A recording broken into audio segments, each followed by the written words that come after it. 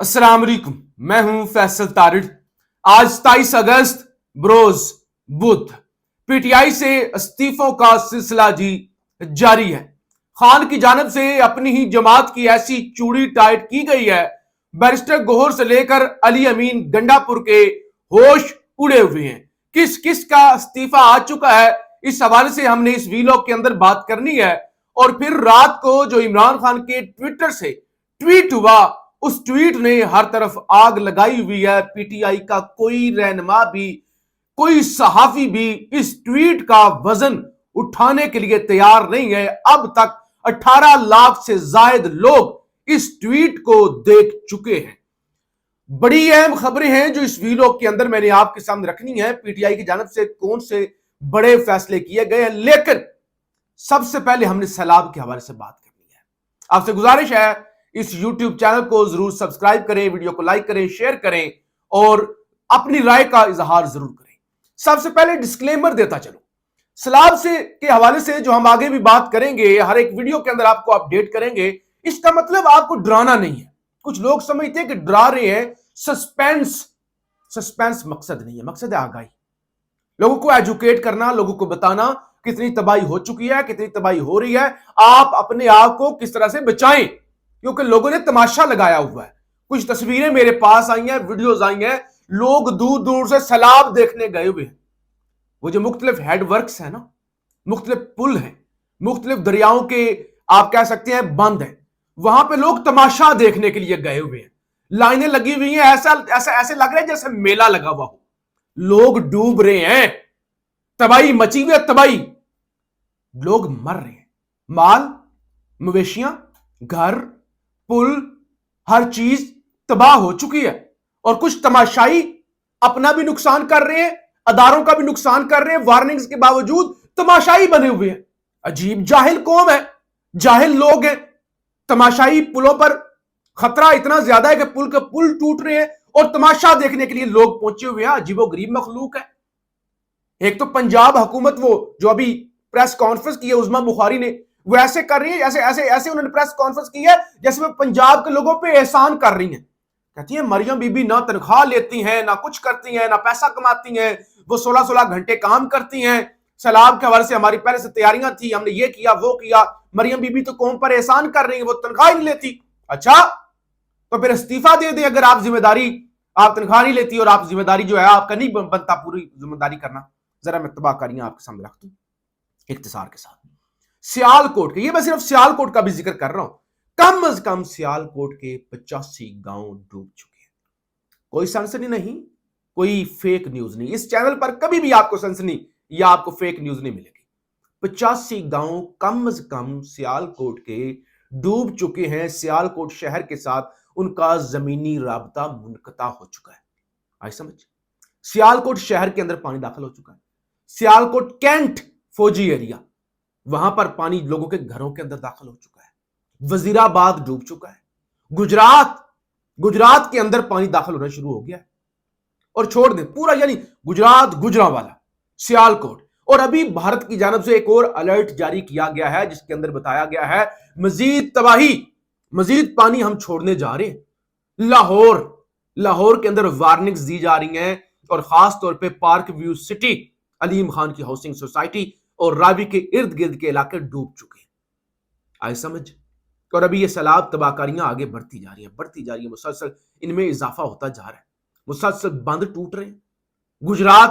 गुजरात शहबाजपुर गांव है, वहां से इतलात आ रही है, वहां पे दरिया का बंद टूट गया और पानी का रुख गुजरात की तरफ हो गया। आप बताएं, मैंने सुबह एक वीडियो किया, लोगों ने कहा ये आप डरा रहे हैं सैलाब के हवाले से, हम पहले डूबे हुए हैं, आप डराएं मत। तो मैंने आपको बताया कि डरा नहीं रहा, हमारा मकसद आगाही है, आपको बताना कितनी बड़ी तबाही हो चुकी है। जरा जो ऑफिशियल सुबह 9 बजे की जो रिपोर्ट सरकारी जारी की गई ना सैलाब के हवाले से, जरा मैं आपको बता दूं। और अभी ताजा तरीन इंडिया से नया आया है नोटिफिकेशन कि हम मजीद पानी छोड़ने जा रहे हैं। याद रखिए, यह पानी पाकिस्तान का नहीं है, यह पानी छोड़ा गया है।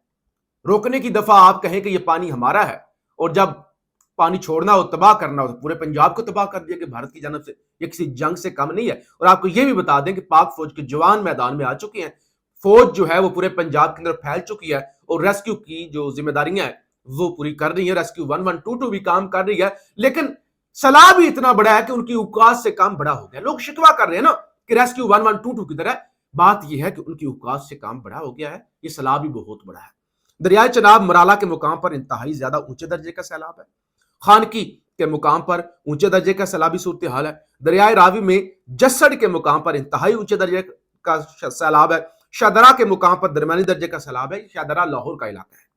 بلوکی ہیڈ ورکس پر بلوکی پر درمیانی درجے کے سیلابی صورتحال ہے ابھی تک. دریائے ستلج میں گنڈا سنگھ والا کے مقام پر انتہائی اونچے درجے کا سیلاب ہے. ہیڈ سلمانکی کے مقام پر درمیانی درجے کا سیلاب ہے.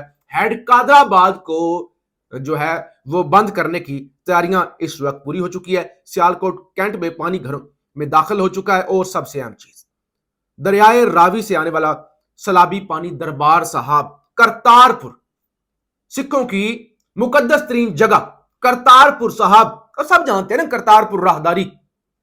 صورتحال یہ ہے کہ دربار صاحب کے احاطے کے اندر پانی ہی پانی جمع ہو چکا ہے, ڈوب چکا ہے. یعنی میں یہ نہیں کہتا کہ چھت تک ڈوب چکا ہے, سارے کا سارا جو احاطہ ہے, سارے کا سارا وہ جو بنایا گیا تھا نا کرتارپور راہداری, وہ اس وقت آپ یوں کہہ سکتے کہ زمینی رابطہ اس کے ساتھ نہیں ہے, وہ ڈوب چکا ہے پانی کے اندر. تو اتنی خوفناک صورتحال بنی ہوئی ہے اور تباہی تباہی ہے. اللہ تعالیٰ اس ملک پر رحم کرے. ذرا میں آپ کو سیاسی خبریں آپ کے سامنے کچھ رکھ لوں. ایک تو استعفیٰ ہے. رات کو میں نے آپ کو بتایا تھا کہ استعفیٰ آیا تھا علی امین گنڈاپور کے بھائی کا. علی امین گنڈاپور کے بھائی فیصل امین گنڈاپور نے 3 کمیٹیوں سے استعفیٰ دیا تھا. اب خبر یہ ہے چیئرمین عمران خان کے حکم پر MNA 32 آصف خان نے قومی اسمبلی کی قائمہ کمیٹیوں سے استعفیٰ دے دیا ہے. یہ دوسرا استعفیٰ ہے جو اب تک آ چکا ہے, اور تیسرا استعفیٰ آج گفتگو کی ہے جنید اکبر نے, جو کہ چیئرمین پبلک اکاؤنٹس کمیٹی ہیں اور صدر ہے PTI کے خیبر پختونخوا کے. آج جب وہ قومی اسمبلی میں داخل ہو رہے تھے, پارلیمنٹ کی بلڈنگ میں صحافیوں نے انہیں گھیر لیا. انہوں نے جو گفتگو کی, کہتے ہیں عمران خان نے حکم دیا ہے تو استعفیٰ دے دیں گے. انہوں نے کہا میں بھی استعفیٰ دے دوں گا. اگر عمران خان ہے قومی اسمبلی سے, اگر عمران خان ہے نے کہا تو قومی اسمبلی سے استعفے کا کہا تو 1 منٹ نہیں لگائیں گے. یعنی یہ کہتے ہیں کہ یہ تو کمیٹی ہے نا پبلک اکاؤنٹس کمیٹی, اس سے تو دے دیں گے. عمران خان نے کہا کہ قومی اسمبلی سے بھی استعفے دینے ہیں تو ہم اس سے بھی دے دیں گے, ہم اپنی سیٹ کی پرواہ نہیں کریں گے. لیکن ایک بڑی باریک سی بات کی ہے جنید اکبر صاحب نے, یہ دیکھیں نا, ذرا میں سنا دیتا ہوں. جنید اکبر صاحب بتائیے گا کہ استعفے دے دیے سر. خان نے کہا کمیٹی سے دے, چاہے اس نے کہا اسمبلی سے دے, چاہے اس نے کہا صدارت سے دے, 1 منٹ بھی نہیں سوچیں گے.